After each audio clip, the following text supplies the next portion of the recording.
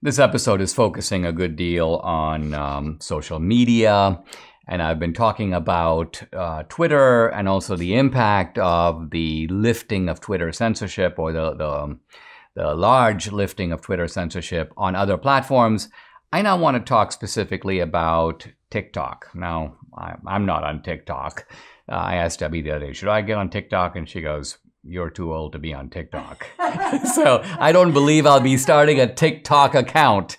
Nevertheless, TikTok is huge. I mean, I think this morning that Taylor Swift has something like 25 million TikTok followers. And so, and a lot of young people are on TikTok all over the world. Now, there's been a lot of talk in America about how TikTok is a Chinese operation to collect your data, to find out all kinds of things about you, almost like a surveillance or spying operation masquerading as a social media platform. And so there are states that have now begun the process of banning state involvement with TikTok. I know that the FBI has given some warnings in congressional and Senate testimony into the effect of we're concerned about TikTok and the ability of the Chinese government to exploit TikTok. But I want to focus on something a little different that caught my eye, namely the Chinese TikTok, which, by the way, has a different name. It's not called TikTok, but it is the Chinese version of TikTok, is completely different than Western or American TikTok. Western or American TikTok is unbelievably sort of laissez-faire. You have all kinds of people talking about their tattoos.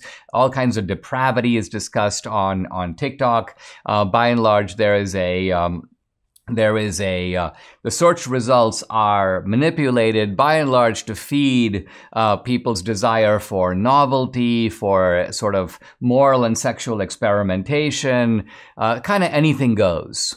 And you might think, well, if this is what, this is what the algorithms are pushing for, if this is what, quote, the market wants. But interestingly, in China, it's totally different. So Chinese TikTok, it turns out, is highly educational.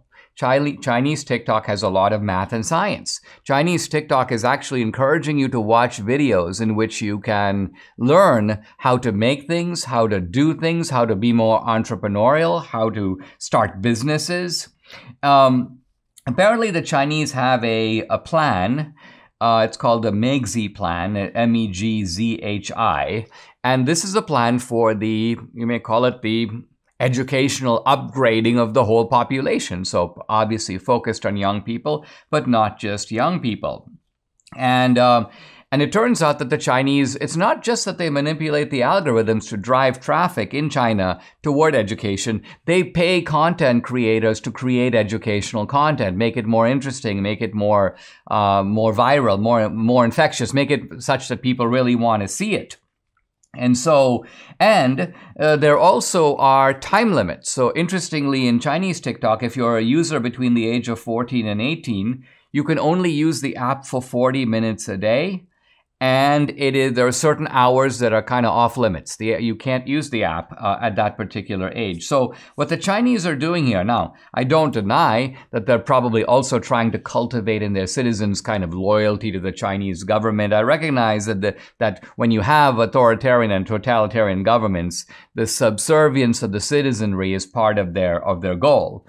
But I also think that the Chinese realize that this is a competitive world. We're trying to make citizens that are more hardworking, that are smarter, that are more focused on productivity and the material and economic uplift of Chinese society. And we're just going to promote to the best we can the moral degeneracy of the West. So it is this strategy that I'm more concerned about than the Chinese, for example, getting your phone number or getting access to your tax data. Obviously, I think that's bad. And I think we should do what we can to block that and prevent that. And maybe to some degree, if outlawing TikTok is the way to go, we should consider that.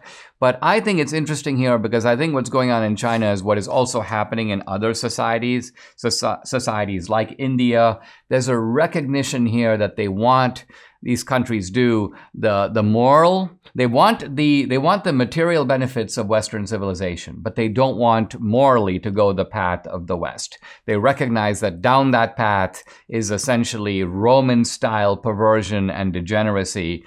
They don't really want all their citizens to end up like Yoel Roth, the little, Twitter pervert who supposedly now moved out of his home because he's been exposed for all the weird stuff that he's been doing, not only on Twitter, but then behind the scenes at Twitter. The lesson here is that technology is not a good thing or a bad thing by itself. It depends. It depends on how you use it. Obviously, we are living in an age in which you may almost say our power is multiplied enormously, but what we do with that power, what we make of it, how we use it to enrich our lives, that's really the key question here. And I think we should take a cue from Chinese TikTok, not to do what they're doing. We don't really want our social media to be a propaganda operation, but at the same time, we do want our kids to grow up to be balanced and mature and well-educated and productive citizens.